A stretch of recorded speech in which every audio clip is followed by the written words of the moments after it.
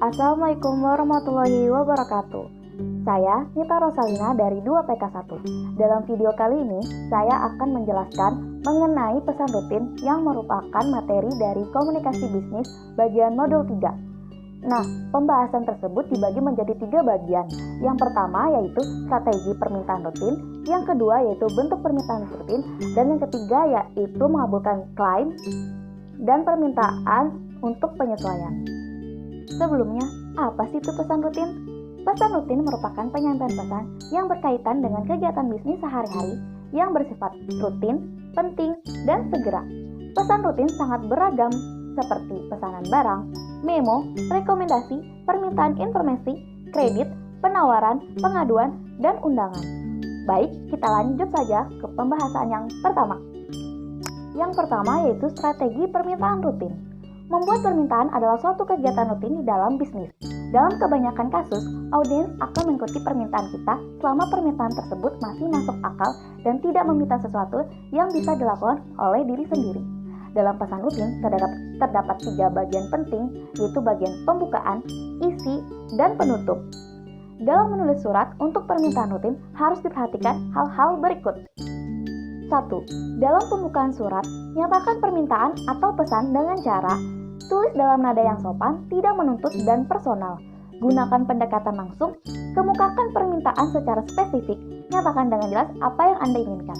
2. Dalam isi surat, jelaskan dan berikan alasan pada permintaan Anda dengan cara jelaskan alasan permintaan Anda penting, jelaskan setiap potensi manfaat merespon permintaan Anda, perincilah permintaan yang kompleks ke dalam daftar permintaan. 3. Dalam penutup surat, mintalah dilakukan tindakan spesifik dengan cara informasikan kontak yang dapat dihubungi untuk memenuhi permintaan Anda. Ekspresikan rasa terima kasih Anda, nyatakan dengan jelas setiap tanggal waktu permintaan Anda. Oke, lanjut ke pembahasan yang kedua.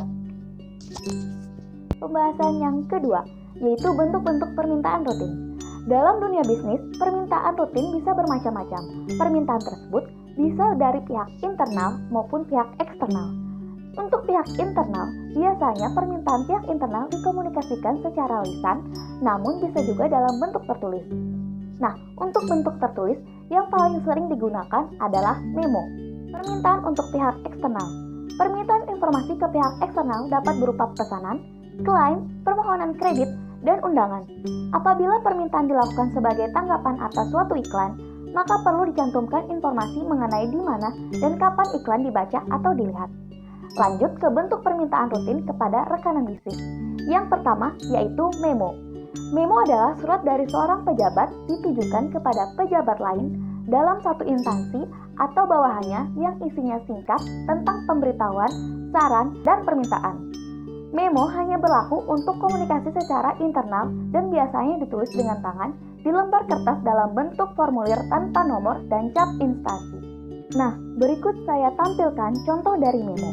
Secara garis besar, bagian-bagian yang terdapat dalam memo adalah 1. Kepala surat yang bisa memuat nama dan alamat kantor. Perkataan memo kepada dari hal tanggal. 2. Badan surat yang memuat pesan yang hendak disampaikan. 3. Kaki surat yang memuat tanda tangan dan nama terang. Selanjutnya yaitu surat pesanan. Surat yang isinya memesan barang atau meminta jasa tertentu. Informasi barang atau jasa yang akan dipesan dapat diperoleh melalui surat penawaran, iklan, atau melalui petugas pemasaran. Berikut saya tampilkan contoh dari surat pesanan. Dalam surat pesanan harus disebutkan dengan jelas, singkat, dan sopan mengenai yang pertama yaitu nama, jenis, tipe, dan ciri barang yang dipesan. Kedua, jumlah atau banyaknya pesanan. Ketiga, cara pembayaran. Keempat, cara pengiriman atau cara penyerahan. Dan terakhir yaitu waktu pengiriman yang diinginkan. Selanjutnya yaitu surat keluhan atau surat klaim. Merupakan surat pernyataan ketidakpuasan yang dikirimkan pembeli kepada penjual barang atau penyedia jasa atas barang atau layanannya. Ketidakpuasan dapat berkaitan dengan pengembalian barang dan permintaan uang kembali, penggantian produk rusak, perbaikan dan masa garansi, pembatalan pemesanan, dan lain-lain. Berikut saya tampilkan contoh surat keluhan atau klaim mengenai penggantian produk rusak atau tidak sesuai dengan permintaan. Dapat dilihat dari isi surat tersebut. Pembahasan yang terakhir, yaitu mengabulkan klaim dan permintaan untuk penyesuaian. Klaim dan permintaan untuk penyesuaian dalam dunia bisnis terjadi karena adanya kesalahan atau miss saat berlangsungnya proses bisnis, baik itu penjualan maupun pembelian. Kesalahan tersebut terjadi bisa berasal dari perusahaan sendiri, pelanggan, ataupun dari pihak ketiga, seperti kurir maupun jasa angkut lainnya. Berikut hal-hal yang harus diperhatikan dalam mengabulkan klaim dan permintaan untuk penyesuaian, ditinjau dari pihak mana yang berbuat salah. Yang pertama yaitu ketika perusahaan yang salah. Perhatikan kebijakan perusahaan dalam kasus yang ada sebelum Anda merespon. Kedua, bersimpati pada ketidaknyamanan pelanggan. Ketiga, jelaskan bagaimana Anda telah atau akan menangani klaim. Keempat, ambil langkah-langkah untuk memperbaiki hubungan. Ketika pihak pelanggan yang salah. 1. Bandingkan antara biaya memenuhi dan menolak permintaan tersebut. 2. Bila memilih memenuhi permintaan, bukalah surat dengan berita baik. 3. Gunakan bagian isi pesan untuk mengajak pelanggan menghindari hal serupa di masa yang akan datang. Nah, terakhir, ketika pihak ketiga yang salah. 1. Evaluasi situasi dan tinjau ulang kebijakan perusahaan. 2. Hindari menyalahkan pihak lain, fokus dan mencari solusinya. Sekian dari penjelasan saya, kurang lebihnya mohon dimaafkan. Semoga menjadi ilmu baru bagi kita semua.